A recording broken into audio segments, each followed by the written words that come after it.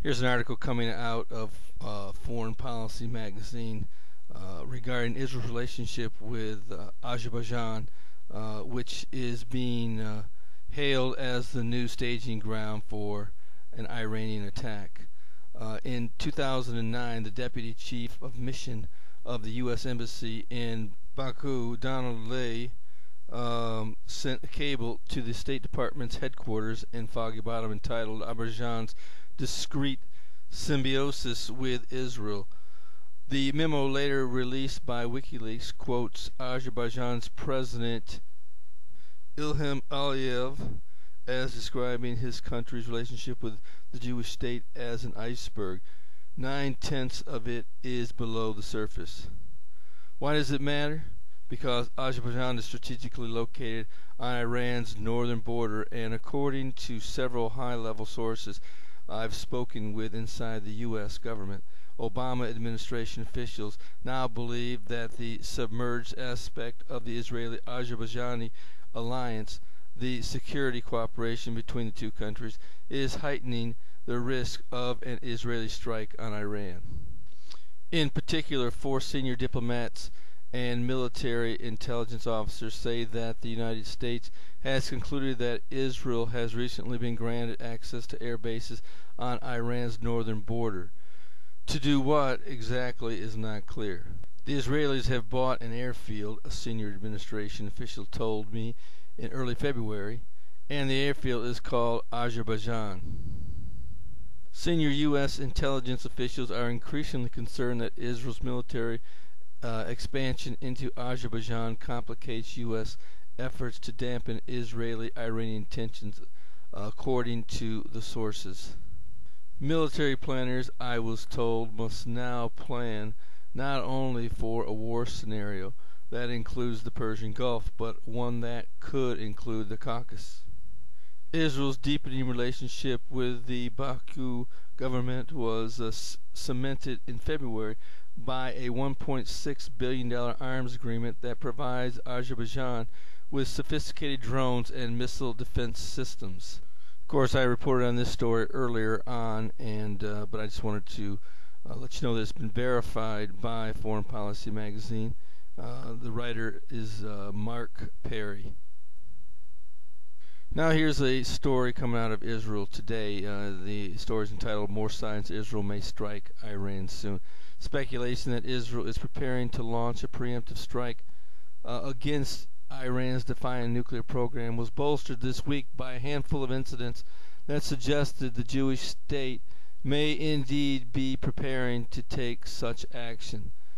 Early this week, Tel Aviv received its first Iron Dome anti-missile battery, despite the fact that the missiles being fired by Gaza-based terrorists can't quite reach Israel's largest metropolitan center at this time. Israeli military officials said that the battery was deployed in order to test its effectiveness in that setting should a future threat arise. It is widely believed that if Israel strikes Iran, the first target of Iran's response will be Tel Aviv. Then on Tuesday, the German newspaper Bild published an interview with German Defense Minister Thomas de Maizière, in which he stated that a recent meeting with Israeli Defense Minister Ehud Barak had left de Maizière more concerned that Israel was planning to act against Iran in the near future. Certainly these two combined reports would lead one to believe that Israel could be on the verge of attacking Iran. That very well could be the case, but I still have to look toward the Bible and see that the attack will probably be the other way around, in which Iran, who will be led by Russia, will come and attack Israel, and this will be for Russia to take the spoil, and for Iran and the Islamic nations that will follow them to finally destroy Israel. This is clearly laid out in Ezekiel 38 and 39. Of course, many believe that this will be something that may spark the Psalm 83 war. I personally don't necessarily believe that, but I wouldn't rule it out either. if I were to place an order in which these events would take place, I really believe that we're probably looking at a peace agreement first, and following that agreement, I believe that Israel will be attacked by Iran. Many do not believe that, but I think that's exactly the way it's going to be. I don't think anything's going to happen on this side of the rapture. I believe that if there is to be an attack, and there will be, it will be on the other side of the rapture of the church.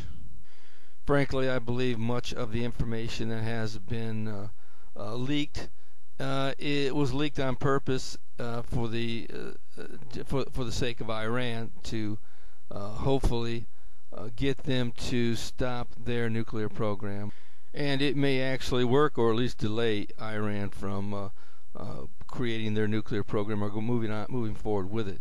And we'll see what happens in the very near future. Of course, we do know that Israel has just recently suggested that they have delayed any strike that they may put against Iran till 2013. We will have to see how that finally plays out. I hope and pray that you've made a decision for Christ, and if you have not, that today will be the day that you will do so. This is Terry Malone with the Calvary Prophecy Report.